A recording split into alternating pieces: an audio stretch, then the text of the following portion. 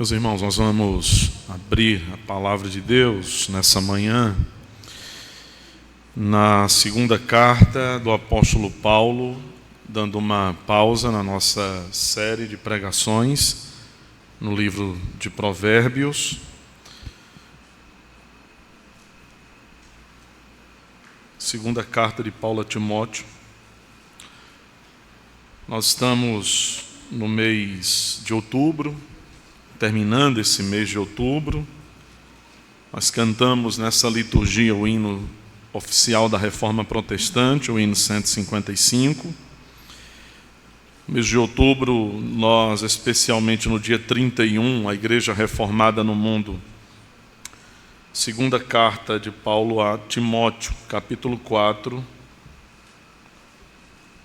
A Igreja Reformada no Mundo, neste mês, em todas as partes, de alguma maneira, em alguma medida, ela tem feito referência, cultos de gratidão a Deus, em louvor à graça e à misericórdia de Deus, pela Reforma Protestante do século XVI, tem acontecido ao longo do mês, especialmente nesta semana, última do mês. E nessa liturgia da manhã nós cantamos este precioso hino de autoria de Lutero, de Martinho Lutero, que não é o único nome da Reforma, mas é aquele nome primeiro ali na Alemanha, mas há tantos outros que despontam na chamada Reforma Suíça ou na Segunda Reforma, como Ulrich Zwinglio, Farel na Escócia, na Suíça, João Calvino. Há tantos nomes e tantos servos de Deus que foram instrumentos de Deus naquele tempo. Bullinger, grande nome da Reforma Suíça. E destes homens, Deus trouxe à igreja importantes documentos de fé, de instrução, de doutrina, através desses servos do passado, que apesar de serem nomes que a história não pode apagar, foram homens de coração humilde e que amaram a glória de Cristo e desejavam servi-lo, mais do que ter um nome na calçada da fama. E nós somos herdeiros dessa reforma. A Igreja Presbiteriana do Brasil é uma igreja herdeira dessa reforma. Nós somos descendentes espirituais, descendentes quanto à doutrina, à fé, destes nomes, que em sua grande maioria viveram muito pouco tempo. Eram tempos difíceis, de muitas doenças, que para nós hoje são doenças tão facilmente curadas, mas naqueles dias as coisas eram muito delicadas. E alguns deles tiveram uma trajetória muito curta, mas aprove a Deus em cada tempo usar os seus servos como lhe apraz. Vivemos o nosso tempo e bendizemos a Deus porque Ele nos tem dado o privilégio de sermos a alegria, em temor de sermos uma igreja herdeira da Reforma Protestante e que tem considerado como um reflexo daquilo que aqueles homens produziram no seu tempo, esta igreja, a igreja oriunda da Reforma, nos nossos dias, no Brasil e em tantas partes deste mundo, tem considerado como central a palavra de Deus, como um pilar que sustenta todo esse edifício, a palavra de Deus, as Sagradas Escrituras. Bendito seja Deus, que nos tem feito tanto bem. Bendito seja o Senhor, que nos tem coroado de tantas bênçãos, que nos tem alegrado o coração, que nos tem concedido graça sobre graça. Amém. Nós vamos ler a palavra de Deus na segunda carta de Paulo a Timóteo, capítulo 4. E esta é a introdução para a introdução que eu acabei de falar. Versos de 1 a 5. Diz assim a palavra de Deus: Conjuro-te perante Deus e Cristo Jesus, que há de julgar vivos e mortos, pela sua manifestação e pelo seu reino. Prega a palavra, insta, quer seja oportuno, quer não, corrige, repreende, exorta com toda a longanimidade e doutrina, pois haverá tempo em que não suportarão a sã doutrina. Pelo contrário, cercar-se-ão de mestres, segundo as suas próprias cobiças, como que sentindo coceira nos ouvidos, e se recusarão a dar ouvidos à verdade, entregando-se às fábulas.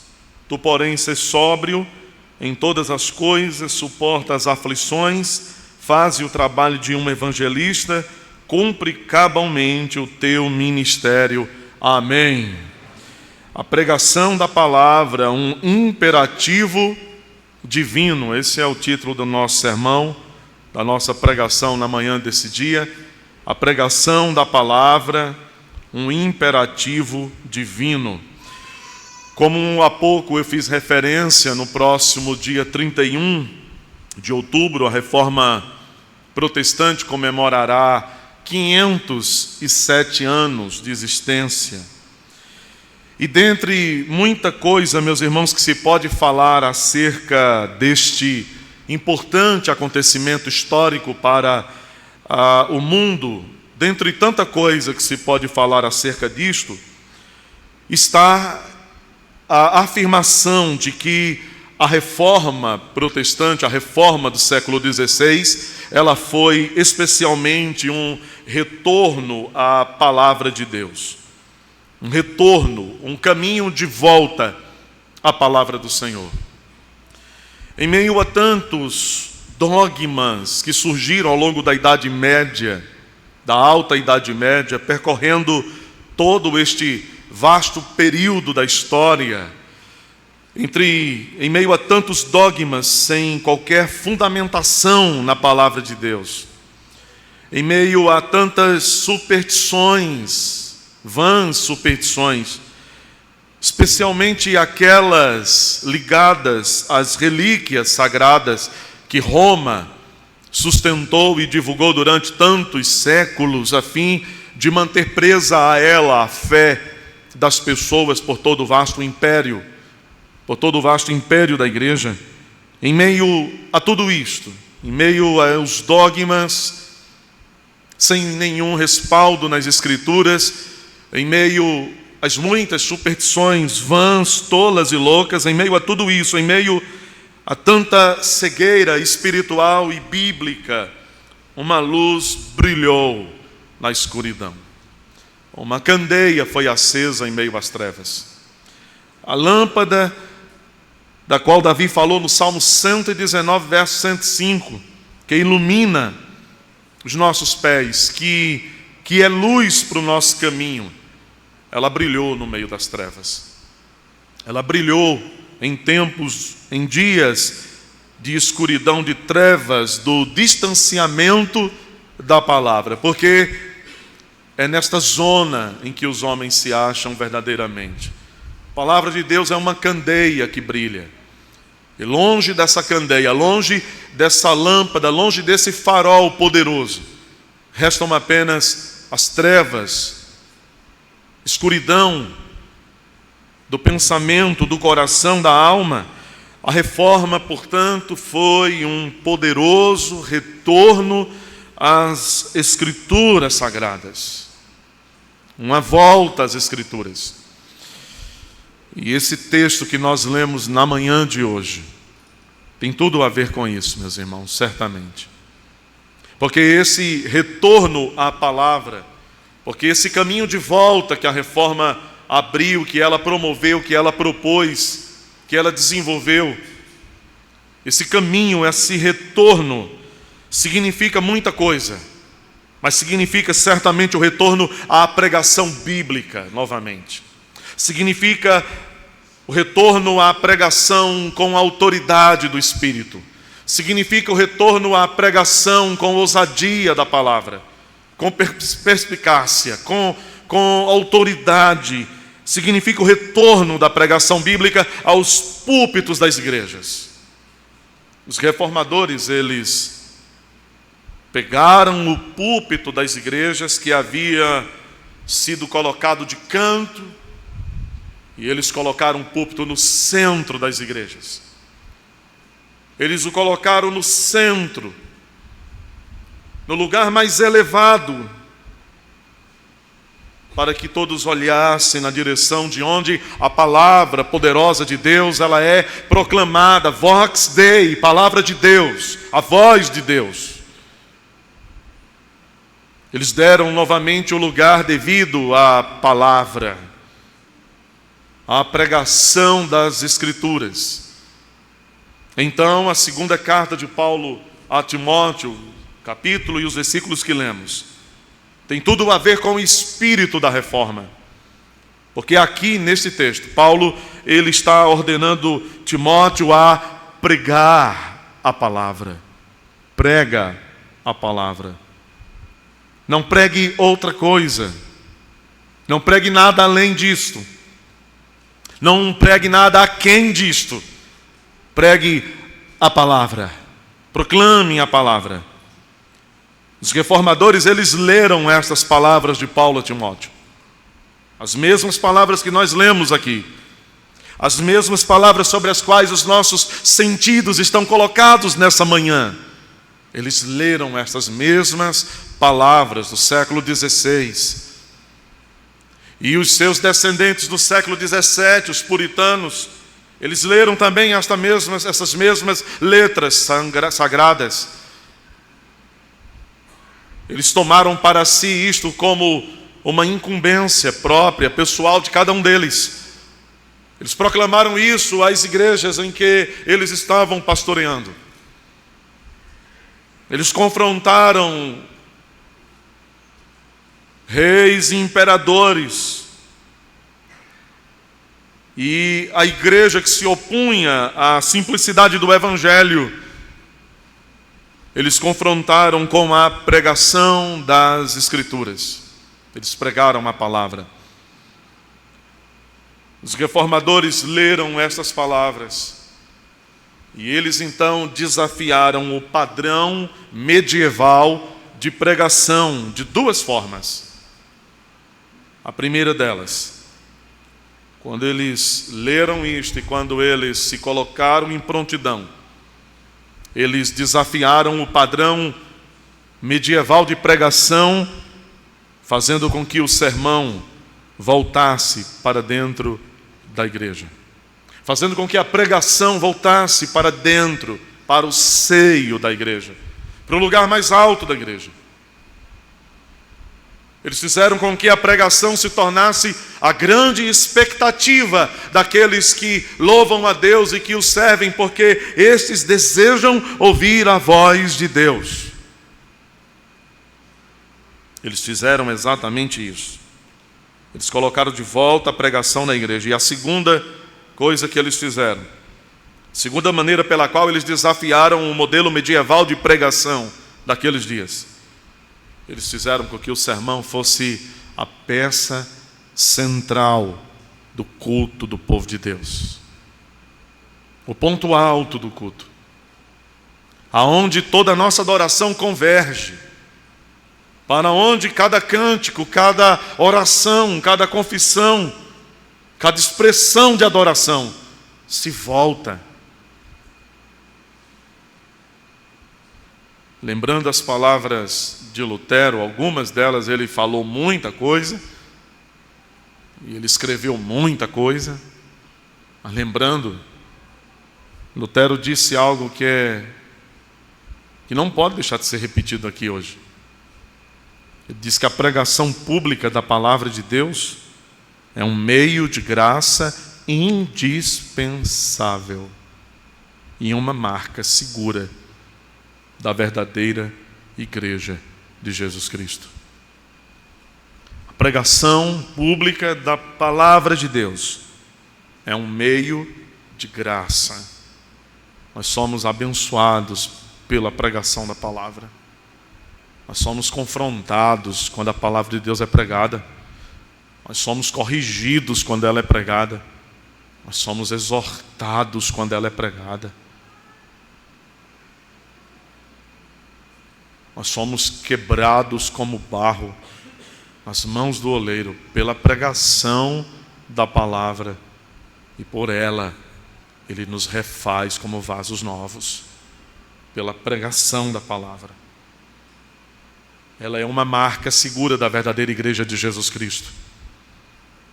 Se não há pregação fiel da palavra de Deus, então não há igreja fiel de Deus.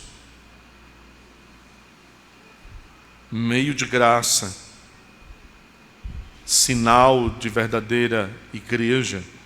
E Paulo, então, ele usa a sua autoridade apostólica e ele ordena a Timóteo, nós lemos isto no versículo 1, que ele pregue esta palavra. Pregue a palavra.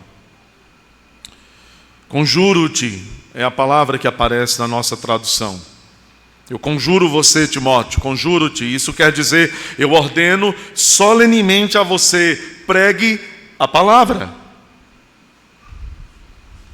E o que Paulo está fazendo aqui?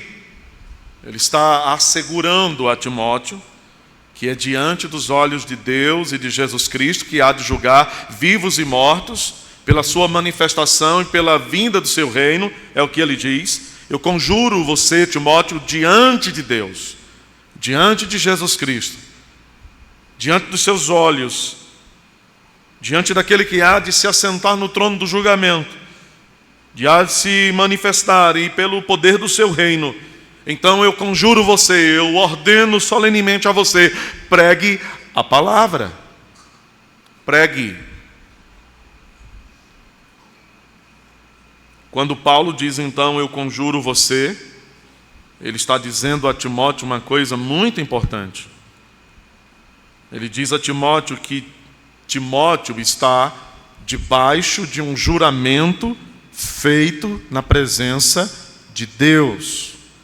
Um juramento solene de ser o seu ministro, de ser o seu pregador da verdade.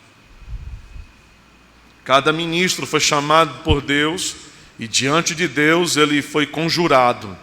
Ele está debaixo de um juramento na presença de Deus o Pai e na presença de Deus o Filho. E a nossa incumbência é pregue a palavra. Por que Paulo diz isso? Porque ele precisa, afinal de contas, por que ele precisa falar a Timóteo que Timóteo recebeu essa responsabilidade diante dos olhos de Deus e de Cristo? Porque Paulo precisa dizer a Timóteo que diz no verso 1 que Timóteo está sob um juramento na presença de Deus, Pai e de Jesus Cristo, então ele deve pregar a palavra. Por que Paulo precisa dizer isso? Há uma razão por que ele diz isso. Ele não fala as coisas sem uma razão, sem um objetivo, um alvo, um propósito. E nós poderíamos pensar, seria o caso então, de que a razão para Paulo falar exatamente assim é que Timóteo tivesse esquecido exatamente dessa verdade que Paulo está lembrando a ele, talvez? Será que Timóteo tinha se esquecido disso? E nós que pregamos a palavra de Deus, que começamos a fazer isso em algum ponto da nossa vida, nós que nos vimos chamados pela palavra de Deus para sermos embaixadores dela, que tenhamos na presença de Deus em algum tempo assumido compromisso e feito votos solenes diante de Deus e de Cristo para sermos seus ministros. Talvez depois de algum tempo, com tantas coisas que acontecem na vida de cada pessoa, nós passemos por um vale de esquecimento. E talvez aquele empenho e devoção que nós tínhamos no princípio, porque nós estamos um tanto esquecidos da seriedade disso, esquecidos um tanto do compromisso assumido. Talvez a gente esteja esquecido de tudo isso e nós precisemos ser relembrados. Será que Timóteo tinha esquecido do que tinha acontecido um dia na vida dele? Ou será que Timóteo estava um tanto desanimado, não esquecido da sua missão, da sua responsabilidade como ministro naquela igreja? Timóteo está pastoreando a igreja de Éfeso, era uma importante igreja naqueles dias. Ele é o pastor daquela igreja. Ele é um dos presbíteros daquela igreja.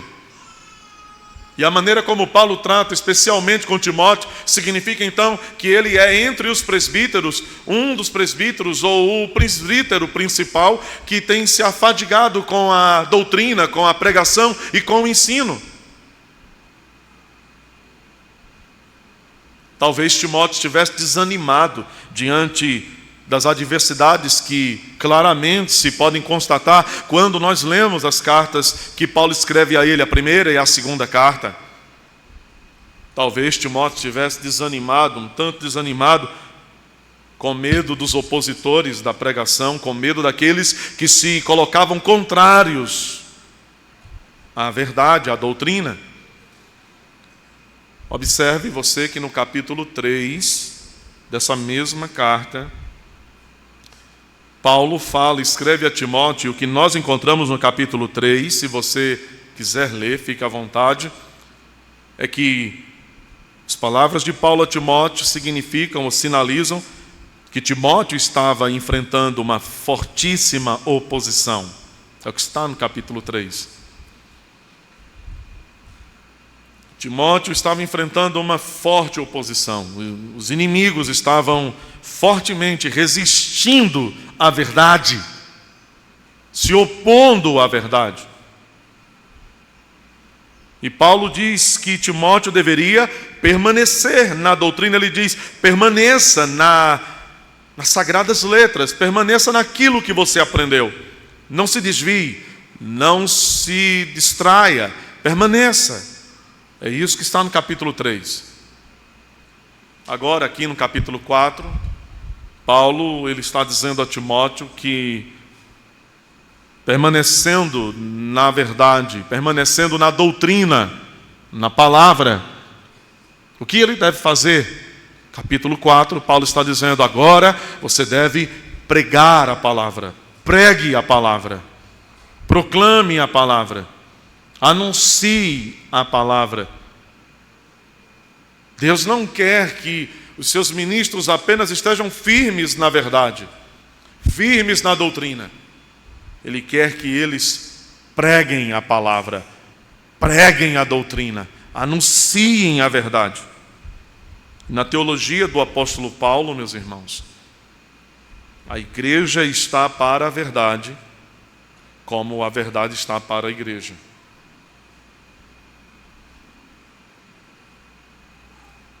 Na primeira carta de Paulo a Timóteo, capítulo 3, versículo 15, Paulo escreve dizendo que a igreja é coluna e baluarte da verdade.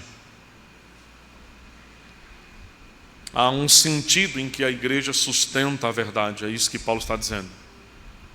Não é que a igreja produz a verdade, entende? Roma e os seus doutores tomaram esta verdade declarada pelo apóstolo Paulo, e então eles têm proclamado aos quatro cantos, e muito nos nossos dias, em virtude de que muitos têm se levantado e têm repetido com muita força, sola escritura, somente as escrituras. E eles estão dizendo, a igreja produziu as escrituras, a igreja gerou a verdade. Eles pegam exatamente 1 Timóteo 3,15, a igreja é coluna e baluarte da verdade. Eles estão certos de que é isso mesmo que eles acreditam que é o que Paulo está dizendo. Mas a verdade é que a verdade precede a igreja.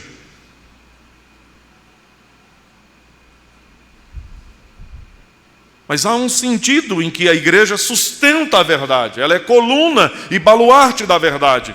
Isto significa não que ela gera a verdade, não que ela produz a verdade, mas significa dizer que Deus confiou à igreja ser ela guardiã da verdade, proclamadora da verdade. E é uma das razões porque ele disse, eu edificarei a minha igreja e as portas do inferno não prevalecerão contra ela.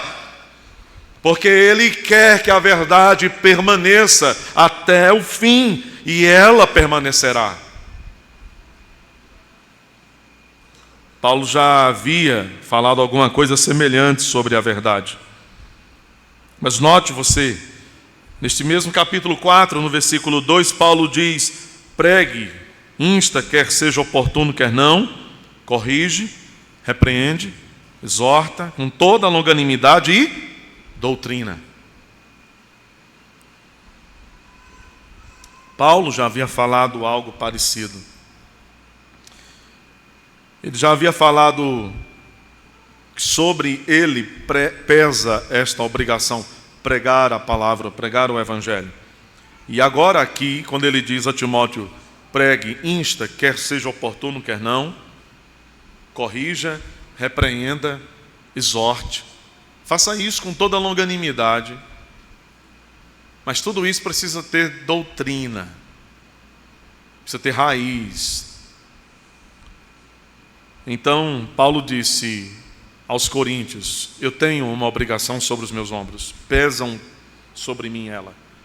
Eu preciso pregar. Então agora Paulo, quando ele fala dessa forma aqui a Timóteo, não há dúvida. Eu não quero que você tenha dúvida quanto a isto. A verdade é que quando Paulo diz o que diz no verso 2, nós podemos deduzir logicamente que Paulo acredita que esta obrigação é a obrigação de todos os ministros da palavra de Deus, de todos os pastores. Não era só a responsabilidade, a obrigação de Paulo, mas ele está dizendo é também a sua, Timóteo. E era de Silas e de Tito e de todos os cooperadores de Paulo e de todos que em todas as eras são levantados por Deus no meio da igreja para pregarem a palavra. Há um sentido, então, primário em que esta responsabilidade é especificamente para os ministros da palavra de Deus.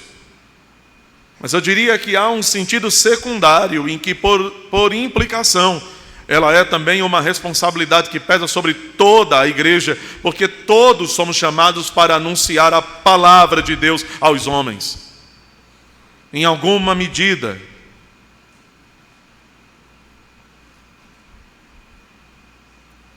Então, a pregação e o ensino,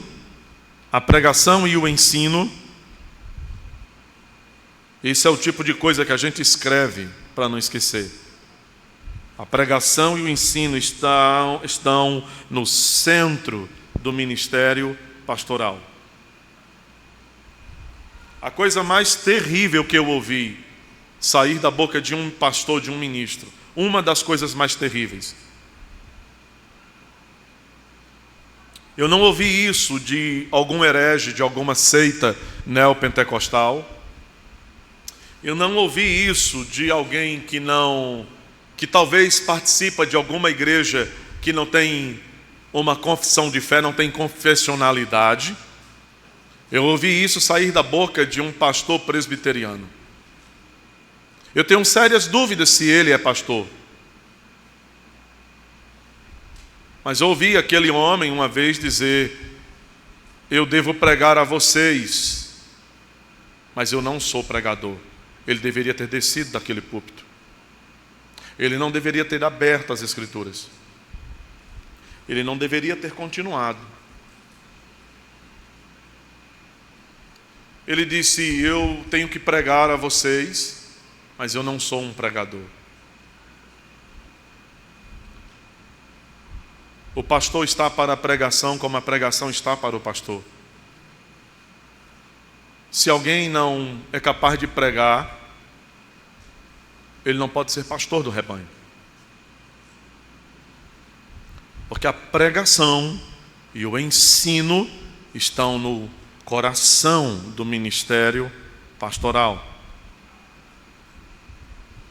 Eu não estou dizendo que cada pastor e cada pregador precisa ser alguém que se destaca de forma muito especial pela maneira como prega.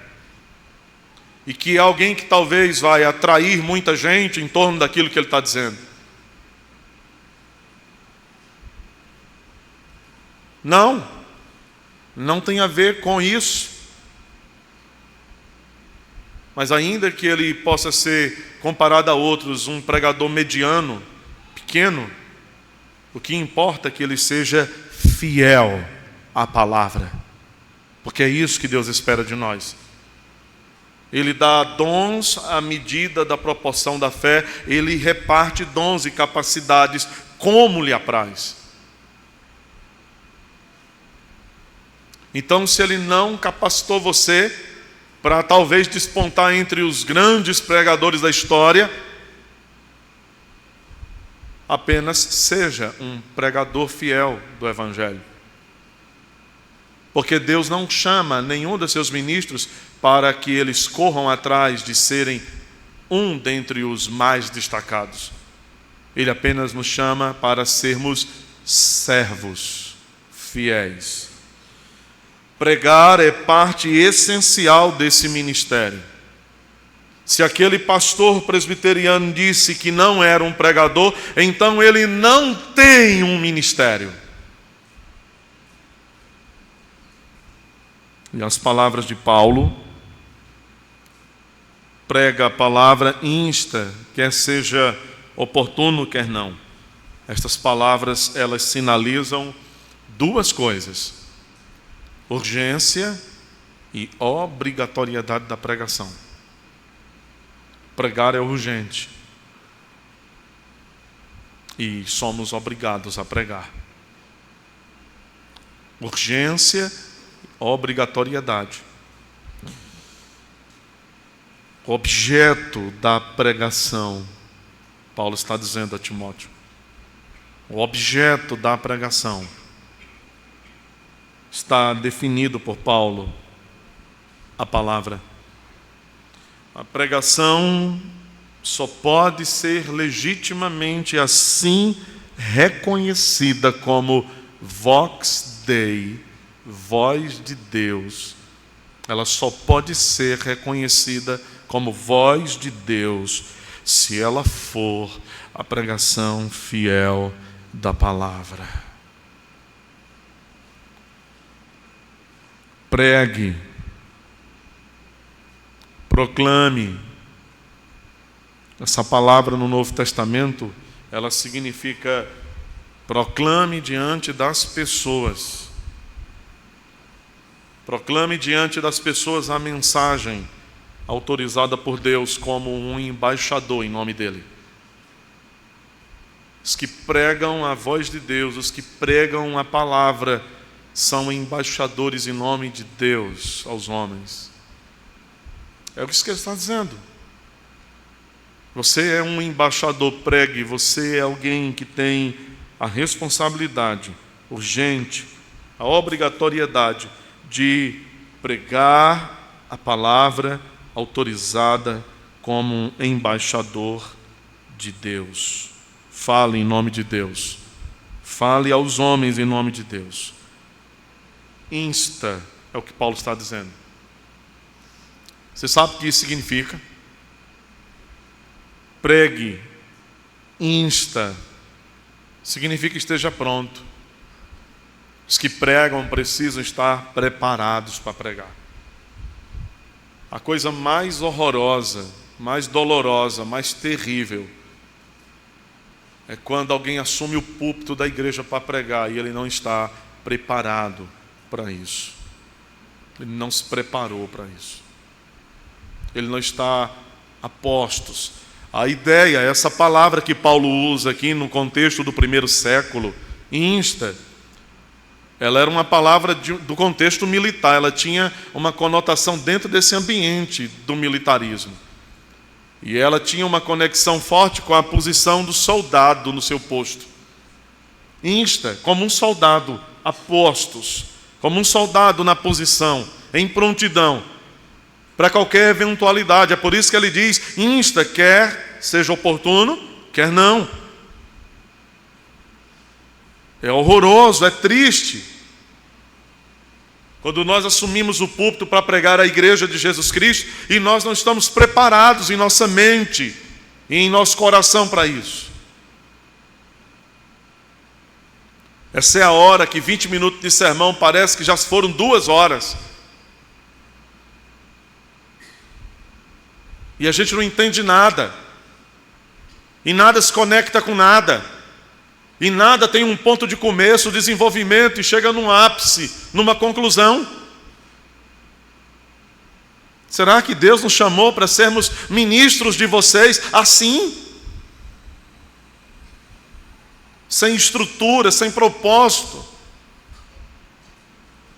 Sem de fato fazer com que vocês tenham um encontro com Deus. Quando vocês ouvem a voz de Deus, vocês estão tendo um encontro com Deus. Vocês estão diante dele e vocês sentem isso agora. Insta. É o que Paulo está dizendo. Esteja preparado para pregar, seja oportuno ou não oportuno. Literalmente, Paulo está dizendo, esteja pronto para pregar a tempo e a fora de tempo. Há uma tradução bíblica que usa essa expressão, a tempo e a fora de tempo. É a palavra no original mesmo. Mas o que seria tempo e fora de tempo? Significa, é oportuno pregar? Pregue. Não é oportuno pregar? Pregue. Se a pregação, é o que Paulo quer dizer, é isso. Se a pregação estiver sendo bem recepcionada pelos que ouvem ou não, pregue. Talvez a minha pregação, talvez ela não pode estar sendo bem recepcionada por alguém. Não se preocupe, eu vou continuar pregando. Porque é isso que Paulo está dizendo. Pregue quando parecer que convém. E pregue quando parecer que não convém pregar. Pregue ainda assim, é o que ele está dizendo. Quando o seu sermão estiver sendo bem aceito pelos ouvintes, pregue o seu sermão. Pregue-o de todo o coração. Pregue-o com todas as suas forças. Quando parecer que as coisas que você está falando não estão sendo bem aceitas, não desista. Pregue. Pregue, insta, quer seja oportuno, quer não. Aqui você não pode perder de vista, note, preste atenção. Quando você ouve isso, você não pode perder de vista o contexto no qual Paulo está falando essas palavras.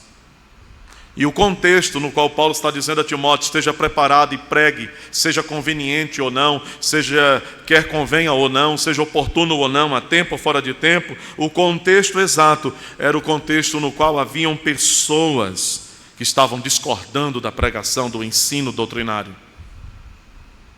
O contexto no qual Paulo está dizendo, insta, esteja preparado, em prontidão e pregue.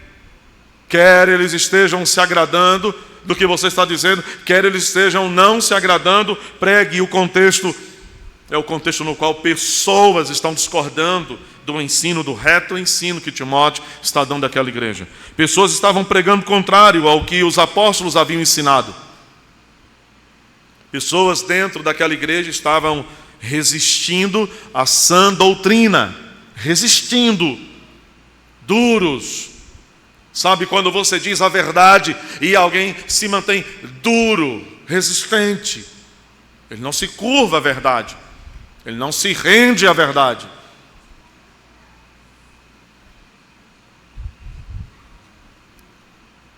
O contexto era este. E quando você tem pessoas assim dentro da igreja, que resistem à verdade, isso cria um ambiente desconfortável para aquele que prega. Você está entendendo o que Paulo está dizendo a Timóteo?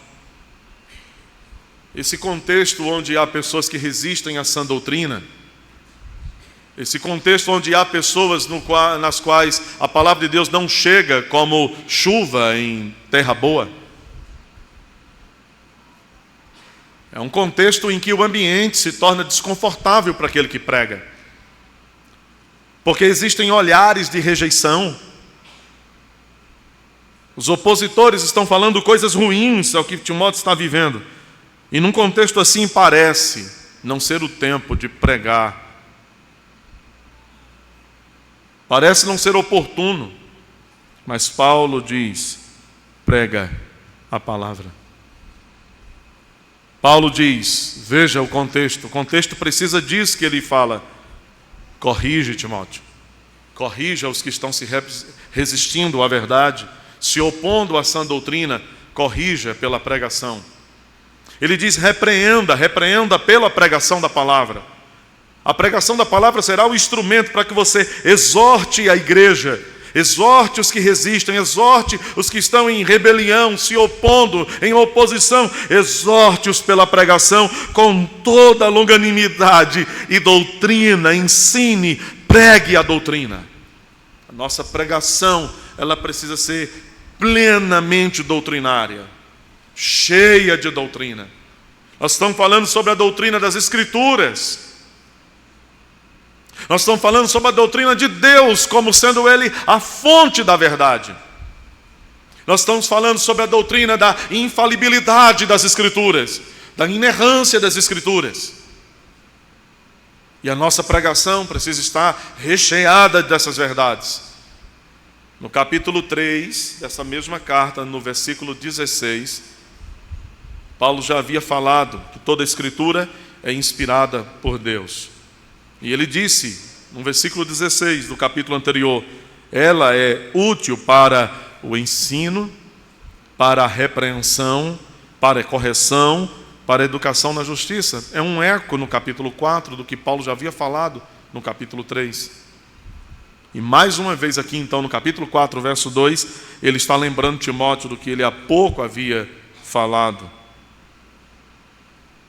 Timóteo deveria fazer todas estas coisas pela palavra. Você entende porque a pregação e o ensino estão no centro do pastoreio da igreja? Nada, escute, nada pode substituir a pregação e o ensino, relegando estas coisas ao secundarismo. Você não pode colocar nada que seja legítimo, honesto, valioso, útil para o bem da igreja no lugar da pregação e do ensino. Há uma série de coisas que orbitam o ministério pastoral que são importantes e necessárias e nós precisamos praticá-las. Mas a pregação e o ensino são intocáveis. Nenhum pastor pode ser melhor em qualquer área do pastoreio do que em pregação e ensino. Porque todas as outras coisas que ele possa vir fazer bebem da palavra, bebem disso. Essa é a fonte.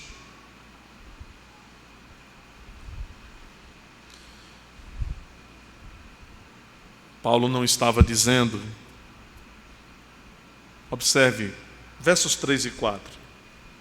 Pois haverá tempo em que não suportarão a sã doutrina, pelo contrário, cercar-se-ão de mestres segundo as suas próprias cobiças, como que sentindo coceira nos ouvidos, se recusarão a dar ouvidos à verdade, entregando-se às fábulas. Quando Paulo escreve isto, pois haverá tempo, aí ele fala, Paulo ele não estava dizendo que estas coisas aqui, gente que resiste à doutrina, que sente coceira no ouvido, que se recusa a dar ouvidos à verdade, Paulo não está dizendo que isso não estava exatamente acontecendo naquele momento, e que era uma coisa, portanto, futurista, para o amanhã. Até porque o próprio Paulo já estava lidando com pessoas que resistiam à verdade. Ele já estava lidando com gente que se opunha à verdade. O próprio Timóteo, que está vivendo aqui, ele está lidando com gente assim na igreja. Por isso, Paulo está falando àquelas pessoas. Mas o que Paulo então quer, quando ele diz, pois haverá tempo em que não suportarão a sã doutrina, e vão procurar mestres segundo suas cobiças, e eles vão atrás de fábulas, de ilusões. O que Paulo quer que Timóteo entenda, que nós precisamos entender, é que ele precisava estar preparado, pronto, porque a verdade é que a tendência não era que pessoas assim, com esse tipo de espírito e comportamento, sumissem pouco a pouco do meio da igreja. Pelo contrário, a tendência é que pouco a pouco, mais à frente, elas vão aumentar em número, elas vão crescer, elas vão ser mais em número, elas vão surgir aos montes. É isso que Paulo quer que Timóteo entenda. E então, o que Paulo quer é que Timóteo esteja empenhado em se preparar para pregar a palavra, em estudar a palavra, em entender a palavra de Deus.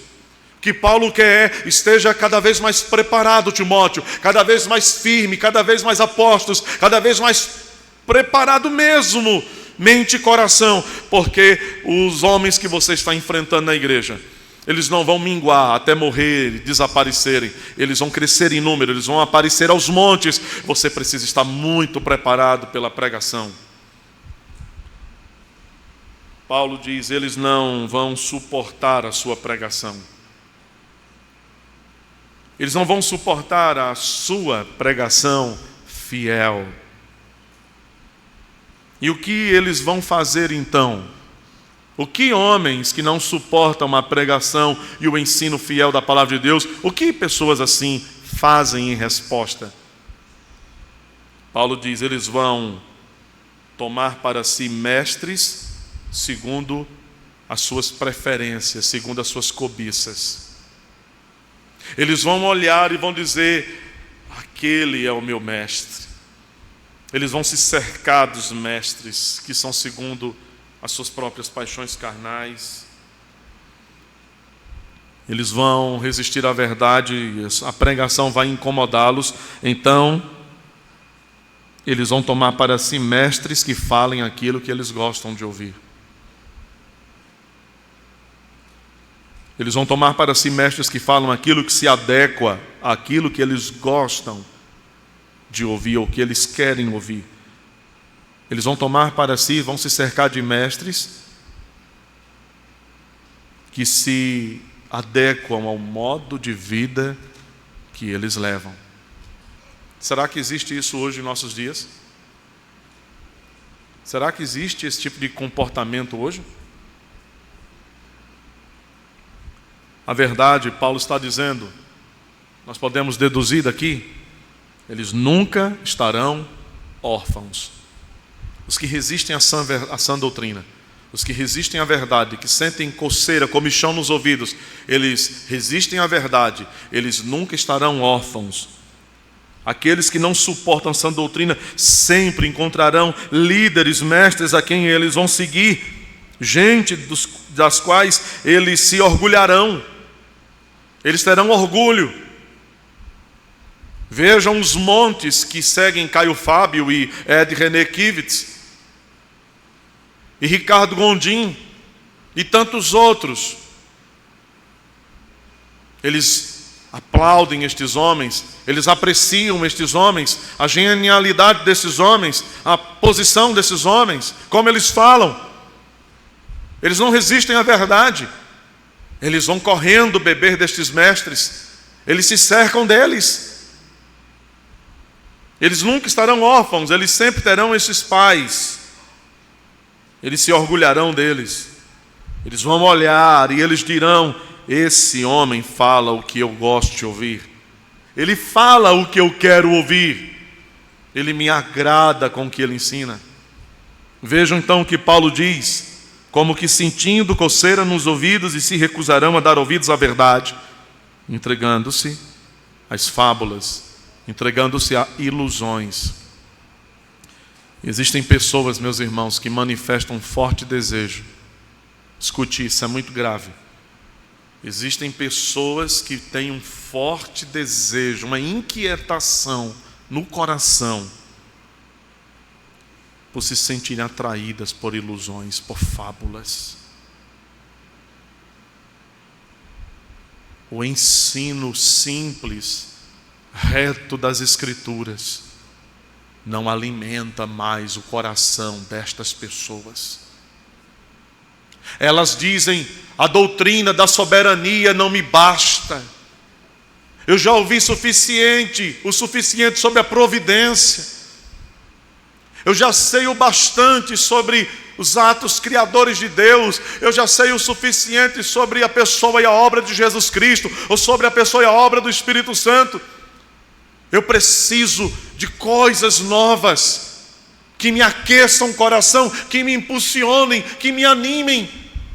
Há pessoas que têm um espírito, uma tendência de se sentirem atraídas por novidades, por coisas que extrapolam aquilo que nossos pais já ensinaram, aquilo que nós continuamos a pregar. Eles querem ilusões, eles querem fábulas, eles procuram por isto, e eles nunca ficam órfãos, sempre encontram seus mantenedores. Eles ficam perturbados com a verdade, Paulo está dizendo, eles fogem dela, se entregam às fábulas, às ilusões. Por fim, então, Paulo, no versículo 5 diz: tu, porém, seja sóbrio em todas as coisas, seja lúcido, tenha visão de todas as coisas, tenha entendimento de todas as coisas. Não fique com a sua mente conturbada, turbada, perturbada, enuviada. Seja sóbrio, equilibrado, firme, permaneça de pé, suporte as aflições. Paulo está dizendo: não se deixe confundir, Timóteo. Em todas as coisas, não se deixe confundir. Suporte os sofrimentos, suporte as aflições. Trabalhe, continue o seu trabalho como um pregador do Evangelho, um evangelista. Cumpra o seu ministério, vá até o fim, conclua a sua missão, é o que Paulo está dizendo. Pregue a palavra. Aleluia. Me parece que em nossos dias uma nova reforma se faz urgente. Eu não sei se você sente isso.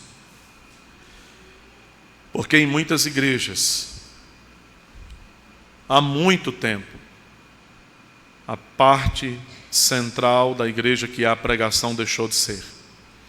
Nós precisamos de uma nova reforma que reacenda nos púlpitos de muitas igrejas a chama que um dia foi apagada. E que nós possamos ouvir a verdadeira voz de Deus. João Calvino, um dos principais nomes da reforma do século XVI, ele disse o seguinte: escute isso é muito sério. É certo que se vamos à igreja, não ouviremos apenas um homem, um mortal falando, mas sentiremos que Deus, por meio do seu poder secreto, está falando à nossa própria alma. Sentiremos que Ele é o professor. Ele nos toca de tal forma que a voz humana entra em nós e nos favorece, de modo que nós somos revigorados e alimentados por ela. Deus nos chama para isso, disse ele, como se estivesse falando-nos por sua própria boca e pudéssemos vê-lo ali, diante de nós, em pessoa.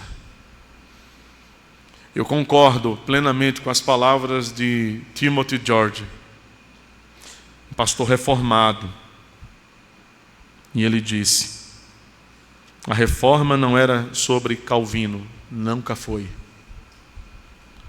A reforma não era sobre qualquer outro nome, sobre qualquer outra personalidade. Nunca foi. Veja o que Timothy diz. Muito menos sobre os altos e baixos da política eclesiástica pela qual a igreja sempre se envolveu. Não. A reforma era sobre a palavra de Deus. Aleluia.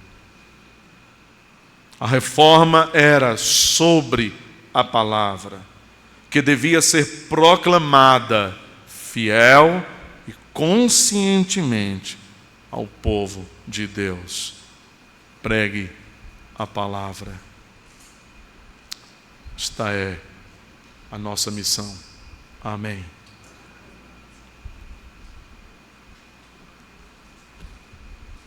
Nós vamos orar.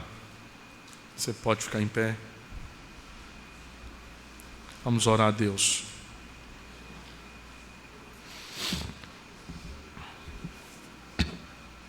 Bendito Senhor, muito obrigado por ouvirmos a Tua voz nesse dia. Muito obrigado pelo Teu amor que nos constrange, pela Tua palavra que nos arrebata a alma. Faz, Senhor, com que esta igreja e tantas outras que, em meio a tantas dificuldades e lutas, têm se mantido comprometidas com a pregação, o ensino da verdade. Ajude para que cada uma destas igrejas permaneça firme, não se desviem nem para a direita nem para a esquerda, Senhor. Levanta, Senhor, no meio desta igreja, há tantas crianças, adolescentes aqui, Senhor, que podem ser levantados como ministros da Tua palavra, como pregadores ousados, corajosos, firmes.